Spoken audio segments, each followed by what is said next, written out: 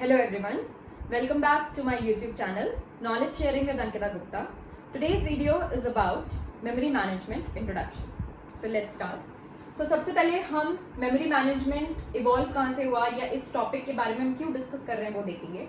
So as we have already studied many things about process management से related scheduling, then deadlock and बहुत सारे हम topic पढ़ चुके हैं और वो सारे जो topics थे वो focus कर रहे थे process के management पे जो कि प्रोसेसर से रिलेटेड था. कैसे ऑपरेटिंग सिस्टम जो है वो हैंडल कर रहा है प्रोसेस के मैनेजमेंट को, किस तरह से शेड्यूल कर रहा है, किस तरह से डेडलॉक की प्रॉब्लम्स को अवॉइड कर रहा है. नाउ अभी जो टॉपिक है वो मेमोरी से रिलेटेड है. मेमोरी और सीपीयू ये दो बहुत इंपॉर्टेंट टॉपिक हैं क्योंकि जो भी कंप्यूटर परफॉर्म करता है या whatever computer does, everything depends on basically two important things. दोनों चीजें हैं, वो कौन कौन सी हैं? एक है सीपीयू और दूसरा है मेमोरी. सीपीयू के बारे में हम काफी कुछ डिस्कस कर चुके हैं और आगे भी डिस्कस करेंगे. अभी हमें जो बात करनी है वो है मेमोरी के ऊपर. तो अब क्या क्या चीजें इंपॉर्टेंट होनी चाहिए या क्या क्या चीजें डिजायरेबल होती हैं एक अच्छे सिस्टम से, एक किसी भी कंप्यूटर से. जब आप कोई भी कंप्यूटर बाय करने जाते हैं, कोई भी लैपटॉप बाय करने जाते हैं या फोन्स भी बाय करने जाते हैं, तो आप सबसे पहले क्या चीज देखते हैं? Memory, right? आप क्या देखते हैं कि इस पर्टिकुलर मशीन में, इस पर्टिकुलर डिवाइस में कितनी मेमोरी. आप लैपटॉप लेते हो तो भी आप देखते हो कि इसका स्टोरेज कैपेसिटी कितना है. आप मोबाइल फ़ोन लेने जाते हो तो भी आप सबसे पहले ये चेक करते हो कि इसकी मेमोरी कितनी है, right? So memory is a very important topic because nowadays everything is depending on data. We have lots and lots of data. Data चाहिए, डेटा एक्सेसिबल है, लेकिन डेटा को स्टोर करने के लिए स्टोरेज भी होना चाहिए उतना, मेमोरी भी होनी चाहिए उतनी. तो इसका मतलब कि सबसे इम्पॉर्टेंट डिजायरेबल कैरेक्टरिस्टिक क्या है कि मेमोरी हमारी क्या होनी चाहिए, मेमोरी का साइज क्या होना चाहिए, वो ज़्यादा होना चाहिए. तो जो डिजायरेबल चीज़ है सबसे बड़ी वो है साइज. एंड व्हाट साइज में भी क्या चीज़? More size. That means we always want कि जो साइज है मेमोरी का वो ज़्यादा से ज़्यादा होना चाहिए. हमारे पास ज़्यादा कैपेबिलिटी होनी चाहिए डेटा को स्टोर करने की. दूसरी इंपॉर्टेंट चीज़ है एक्सेस टाइम. हमें मेमोरी तो ज़्यादा चाहिए लेकिन हमको एक और चीज़ बहुत इंपॉर्टेंट चाहिए होती है, access time. We don't want to wait much. हम नहीं चाहते कि किसी भी चीज़ को एक्सेस करते वक्त अगर हम किसी चीज़ पे क्लिक करते हैं तो उसको खोलने में या उसमें ऑपरेशन परफॉर्म होने में बहुत ज़्यादा टाइम लगे. वी ऑलवेज वांट कि टाइम जो है, जो एक्सेस टाइम है वो कम से कम होना चाहिए. So that means access time of anything जो आप सर्च कर रहे हो या जो भी आप करना चाह रहे हो अपने कंप्यूटर पे, डिवाइस पे, वो क्या होना चाहिए? कम होना चाहिए. सो वी ऑलवेज वांट कि एक्सेस टाइम क्या होना चाहिए? कम. Third, per unit cost. Per unit cost किसकी? मेमोरी की. ये जो हम तीनों फैक्टर्स की बात कर रहे हैं ये हम मेमोरी के ही ऊपर डिस्कस कर रहे हैं. मेमोरी के ही कंपोनेंट्स हैं ये. पर यूनिट कॉस्ट का मतलब है कि मेमोरी जितनी ज़्यादा है या जितनी भी मेमोरी है उसके हर एक यूनिट की जो कॉस्ट है वो कितनी होनी चाहिए? ऑब्वियसली कम होनी चाहिए. वी ऑलवेज वांट, हमें ज़्यादा चीज़ें चाहिए होती हैं कम कॉस्ट में. तो अगेन हमारे लिए क्या डिजायरेबल है कि जो पर यूनिट कॉस्ट है वो भी क्या होना चाहिए? लेस होना चाहिए.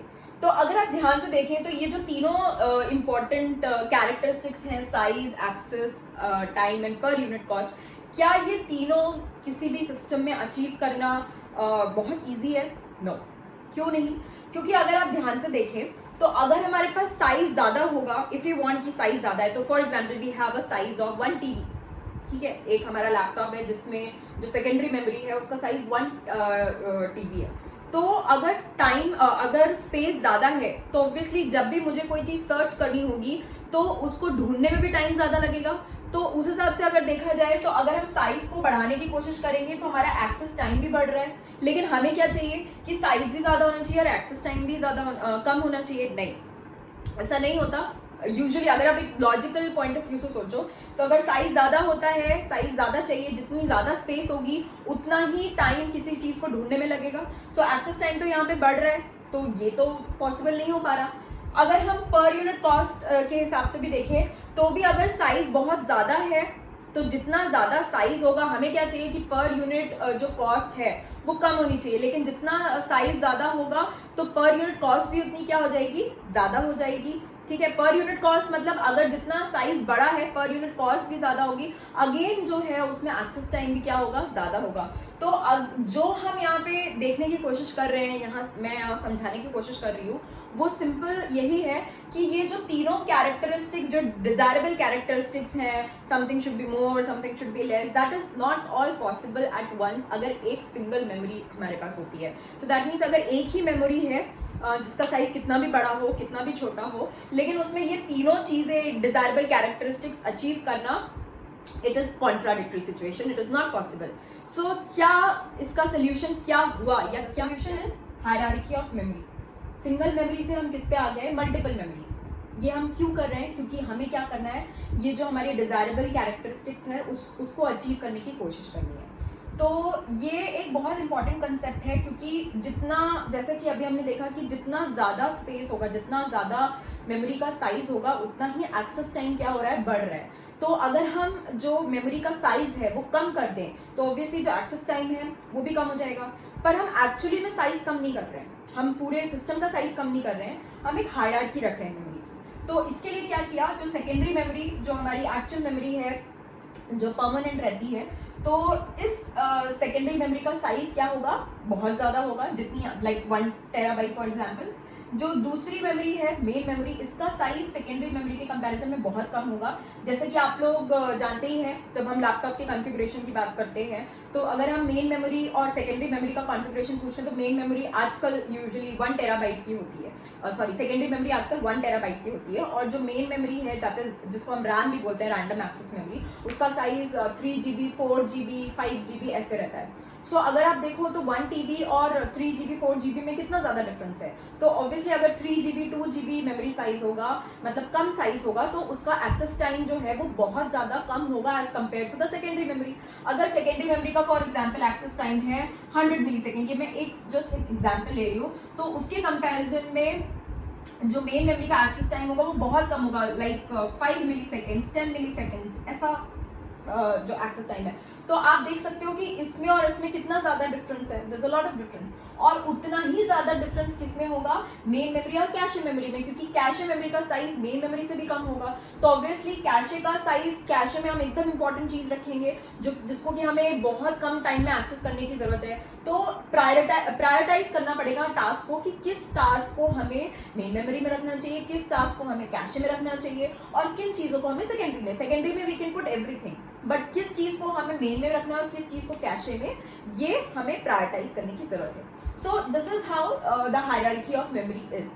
फिलहाल अभी जो कैशे मेमोरी है ये हम ज्यादा डिस्कस नहीं करने वाले हैं, क्योंकि ये आप जो है दूसरे सब्जेक्ट में देखोगे, दैट इज कंप्यूटर आर्किटेक्चर। जो कंप्यूटर आर्किटेक्चर होता है उसमें कैशे की इंपॉर्टेंस ज़्यादा होती है, तो उसमें हम देखेंगे। फिलहाल अभी के लिए जो हमें डिस्कस करना है वो ये 2 मेमोरी हैं, that is main memory and secondary memory. अब ये जो मेन मेमोरी और सेकेंडरी मेमोरी है, ये क्यों है, ये हायरार्की क्यों की गई, या ये जो मेमोरी मैनेजमेंट है ये हम क्यों देख रहे हैं, इसका मेन मोटिव क्या है? इसका मेन मोटिव है efficient utilization of memory. Memory ज़्यादा हो कम हो, लेकिन उसका प्रॉपर यूटिलाइजेशन होना जरूरी है। भले ही हमारे पास स्पेस बहुत है, लेकिन फिर भी अगर हम मेमोरी को यूटिलाइज नहीं कर पा रहे कम एक्सेस टाइम के थ्रू या पर यूनिट कॉस्ट लेस के थ्रू, सो देयर इज मतलब हम ये बोल सकते हैं कि we are not having a very good memory management. But अगर हम इन तीनों चीज़ों को एक हद तक अचीव कर सके, ये जो मेमोरी मैनेजमेंट है ये एक्चुअली फोकस्ड है, या इसका मेन मोटिव यही है कि हम ये जो डिजायरेबल कैरेक्टरिस्टिक्स हैं इनको अचीव कर सकें। तो अभी इसमें एक इम्पॉर्टेंट कंसेप्ट आता है जो कि जहाँ से हमारे एक्चुअली अपने मेन टॉपिक स्टार्ट होंगे, that is locality of reference. Now what is locality of reference?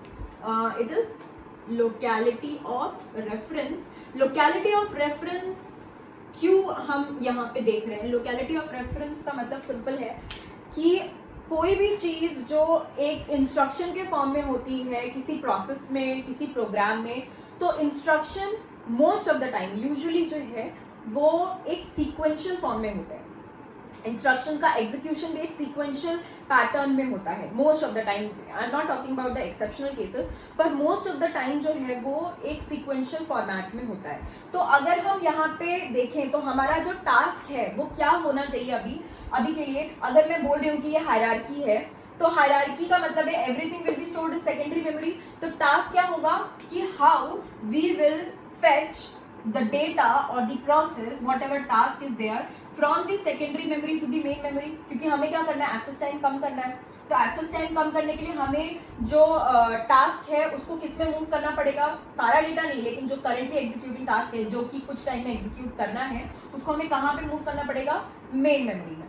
तो कैसे हम ये सेकेंडरी मेमोरी से मेन मेमोरी में इसको शिफ्ट करेंगे, इसको फेच करेंगे, और ये किस मैनर में होता है, क्या ये एक सीक्वेंशियल मैनर में होता है या नॉन सीक्वेंशियल मैनर में होता है, इसी पे हमारे दो टॉपिक्स आएंगे, contiguous and non contiguous memory allocation. लेकिन ये करने के लिए क्या इंपॉर्टेंट होता है, तो उसके लिए जो कंसेप्ट है that is locality of reference, कौन सी चीज़ कहाँ पे है, कैसे एग्जीक्यूट होगी, ये सब जो है ये डिपेंड करेगा कि आपका जो टास्क है वो किस तरीके का है, क्या वो जो इंस्ट्रक्शंस है उस टास्क के अंदर वो एक सीक्वेंशियल फॉर्मेट में है या फिर नहीं है। और ये जो हम बात कर रहे हैं मेन मेमोरी सेकेंडरी मेमोरी, तो इसमें भी दो इंपॉर्टेंट चीज़ें हैं कि जो भी चीज़ हम सेकेंडरी मेमोरी से एक्सेस करते हैं, तो सेकेंडरी मेमोरी से एक्सेस करने का मतलब है कि इसका कुछ ना कुछ एड्रेस होता होगा। अब तो ये जो एड्रेस होता है ये किस फॉर्म में होता है, तो ये जो एड्रेस होता है इस एड्रेस को हम बोलते हैं लॉजिकल एड्रेस। मतलब whatever data is stored in the secondary memory at some specific location or different specific locations, so it has got some address, उसका address होगा कुछ, so वो जो address होता है जो secondary memory address generate करता है that address is logical address।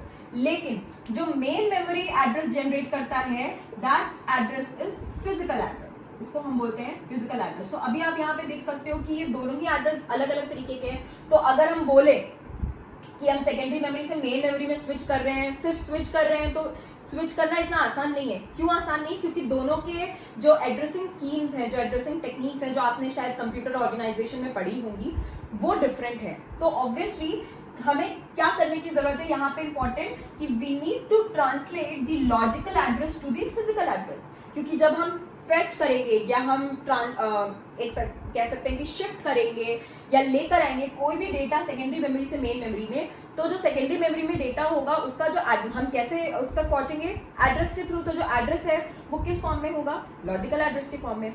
लेकिन जब हम मेन मेमोरी में उसको रखेंगे तो वो फिजिकल एड्रेस में होगा। तो हम लॉजिकल एड्रेस से उसको फेच तो कर लेंगे, पर उसको हमें क्या करना पड़ेगा, ट्रांसलेट करना पड़ेगा। So logical address needs to be translated into physical address. ठीक है, तो ये ट्रांसलेट करने की जरूरत है, इसी को हम बोलते हैं एड्रेस ट्रांसलेशन। ये भी एक बहुत इंपॉर्टेंट टॉपिक है और इसी एड्रेस ट्रांसलेशन पे हमारा मेमोरी मैनेजमेंट के जो पहले दो टॉपिक हैं, contiguous memory allocation and non contiguous memory allocation, वो डिपेंडेंट है। तो फिलहाल ये जो था this is regarding the basic कि ये जो मेमोरी मैनेजमेंट कंसेप्ट है ये आया कैसे, उस पर इंपॉर्टेंट है। और please do subscribe and like my videos, do click on the bell icon given below my videos. Thank you.